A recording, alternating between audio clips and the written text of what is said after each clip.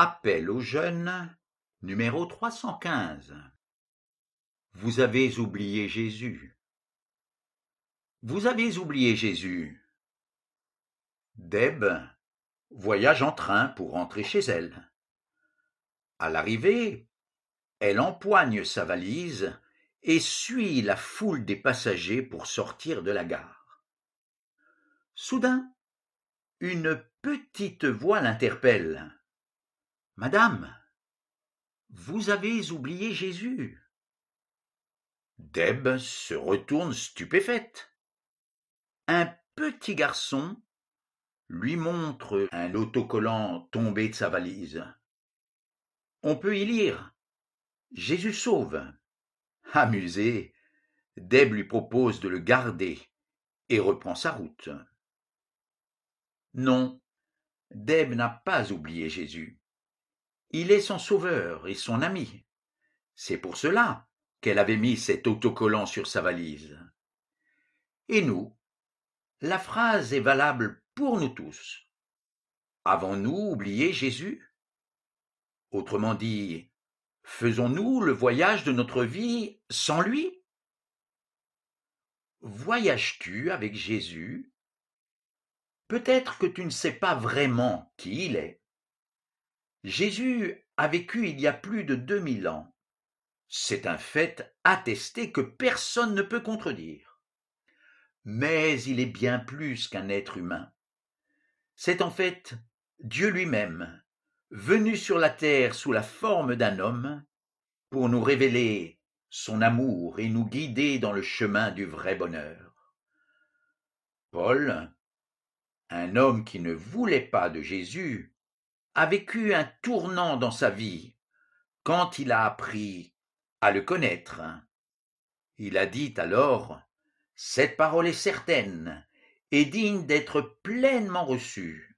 Le Christ Jésus est venu dans le monde pour sauver les pécheurs, dont moi, je suis le premier. » Première épître à Timothée, chapitre 1, verset 15. Jésus est venu sauver ceux qui font de mauvais choix, ceux qui ont fait ou pensé le mal, ceux qui se sont perdus dans le chemin de la vie. Il s'agit de nous tous en fait.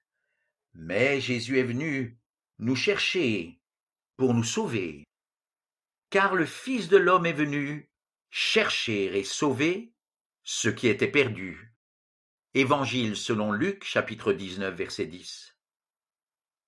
Alors, comment voyager avec Jésus? Admettons honnêtement que nous avons mal fait, que nous sommes perdus et que nous avons besoin d'aide. Reconnaissons qu'il est mort pour nous sur la croix, mais que Dieu l'a ressuscité parce qu'il a entièrement payé pour effacer tous nos faux pas.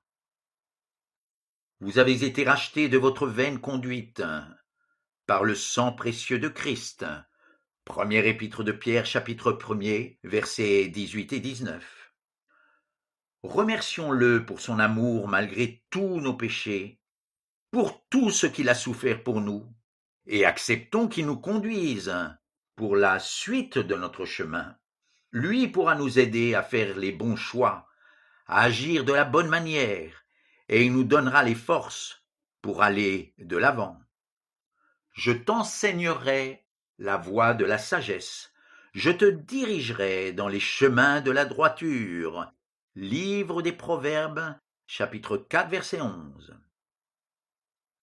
Et toi qui connais déjà Jésus, peut-être que tu as déjà accepté Jésus comme ton sauveur, mais voyages-tu réellement avec lui? Lis-tu la Bible pour apprendre à le connaître, pour écouter ce qu'il veut te conseiller? Pries-tu pour lui demander son aide, pour lui dire tes soucis, mais aussi pour le remercier?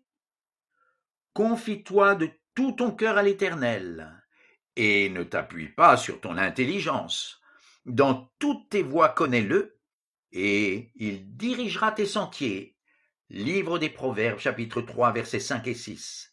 Alors, n'oublie pas Jésus.